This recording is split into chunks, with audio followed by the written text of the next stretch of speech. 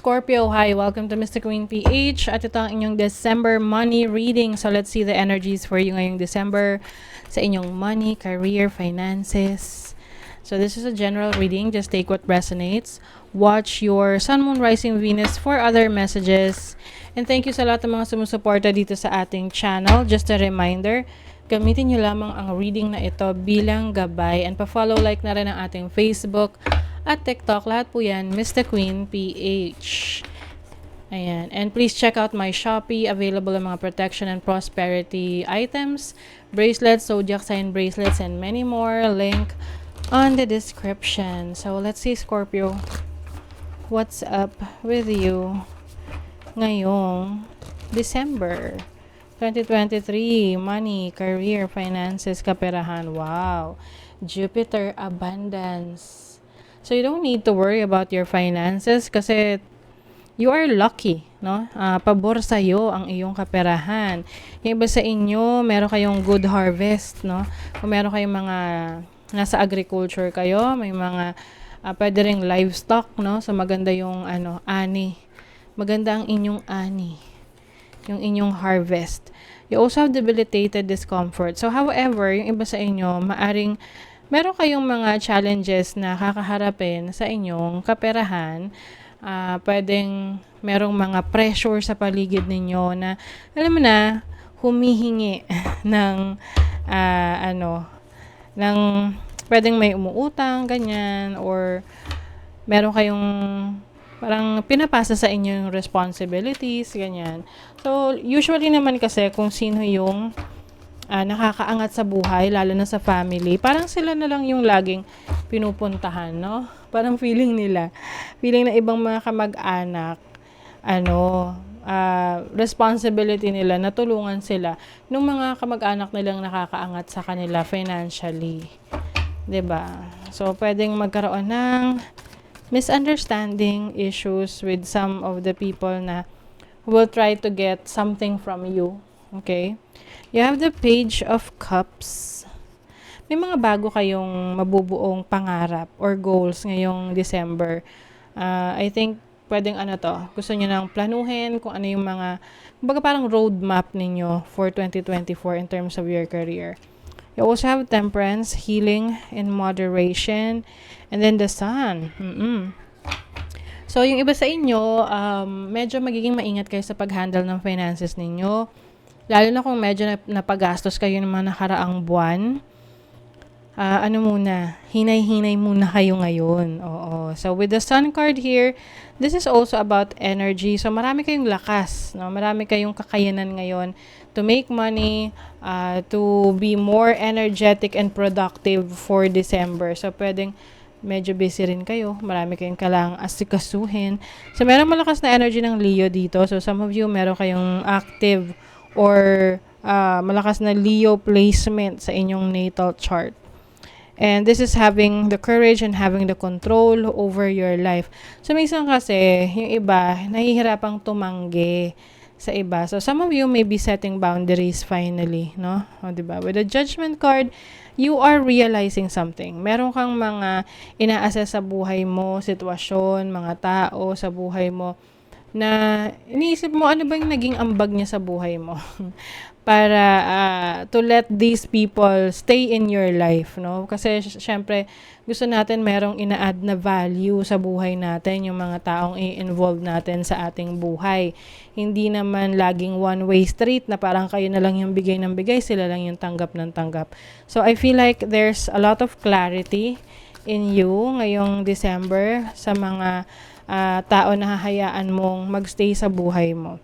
You also have the Three of Wands. Ay, ang dami mong plano. Oo, ang dami mong plano ngayong December.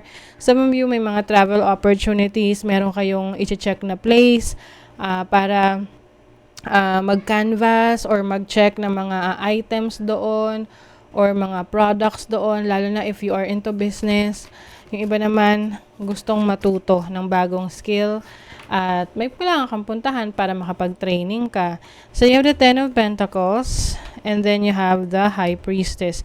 So, yung iba sa inyo, when it comes to your finances, meron kayong mga hindi naman sa magtatago kayo ng pera, no? But I'm seeing na hindi nyo na ibobroadcast yung inyong finances, or medyo magiging low-key kayo in terms of showing off your financial status.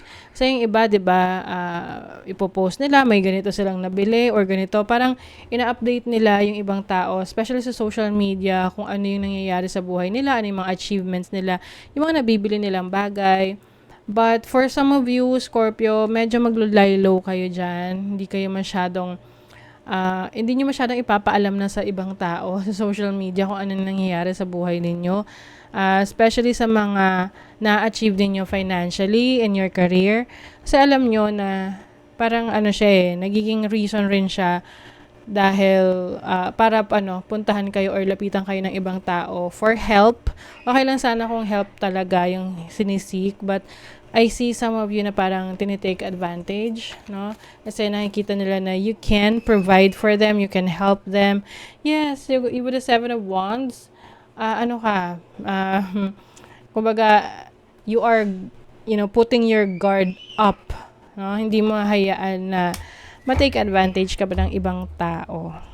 Lalo na meron ka mga lessons na natutulan in the past. Adulting, yes. You now know, alam mo na ngayon kung ano yung mga responsibilities ng isang adult, na you have to take care of yourself, especially kung meron ka na ring family or you're starting a new family or nagsisimula ka ng bumukod away from your parents. So, maingat ka. And then, when it comes to your finances, meron ditong pause.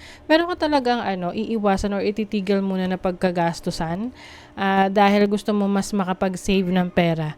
And with this, just do it. Meron ka mga isa sa katuparan na mga plano mo na hindi mo nagagawa in the past. Oo, siguro ngayon, ipupurso mo na yan para mas makadagdag pa sa iyong income. Oo. And then, balance ka rin, no? Pagdating sa personal life mo and career mo, hindi lang puro trabaho. Syempre, may oras ka rin para sa me time. Ayan. You are being gifted with blessings of happiness and peace. So, mas magiging payapa at masaya yung life mo ngayong December. Lalo na kung medyo mananahimik ka or maglo-low-key ka muna na hindi ka muna magpapapansin sa social media or hindi ka muna magpo-post ng ganap sa'yo. So, honor your own time of harvest. Offer your gifts and blessings as service to the greater good. Ayan. So, patience, no? Lalo na yung mga nasimulan mo na projects, yung mga trinabaho mo. So, hindi mo rin minamadali yung sarili mo na makakita ka kaagad ng outcome. So, for you, you are taking things slowly. And then, meron ding mga opportunities na bago na darating sa'yo. May mga choices ka na ngayon. So, nag-open na yung ibang options for you. The more options, the better. Pero at the same time, medyo kailangan din maging decisive ka sa mga gusto mo para hindi ka ma-stuck sa pagpili ng path na iti-take mo ngayong December. Okay? So, that is your reading, Scorpio. Kung nagustuhan nyo ito, naka-resonate kayo, mag-comment kayo dyan, like, share, subscribe para lagi kayong updated sa ating mga readings. Thank you so much, Scorpio. See you again.